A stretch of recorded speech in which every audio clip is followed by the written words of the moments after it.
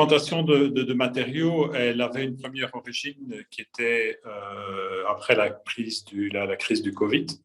Parce que d'une part, il y a eu une remontée de la demande générale et d'autre part, des problèmes de livraison. On a entendu le problème aussi de l'approvisionnement dans les conteneurs, etc.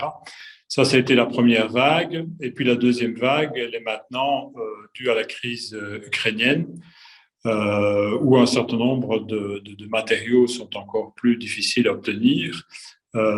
Et l'autre problème, évidemment, en dehors des livraisons, la question du prix de ces matériaux, puisque le coût de l'énergie ayant considérablement augmenté, ben, ça a un impact évidemment très important sur les matériaux de construction qui utilisent pas mal d'énergie pour les concevoir.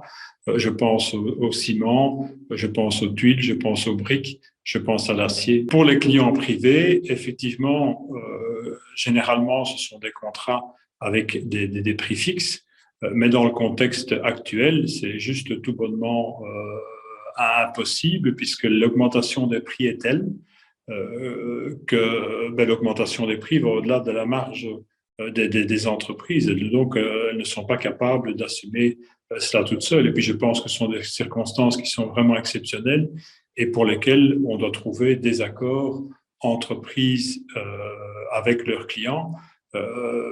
Parce que dans des conditions exceptionnelles, il faut trouver aussi des accords exceptionnels permettant à chacun d'assurer la continuité des travaux. C'est surtout ça qu'il faut veiller à faire.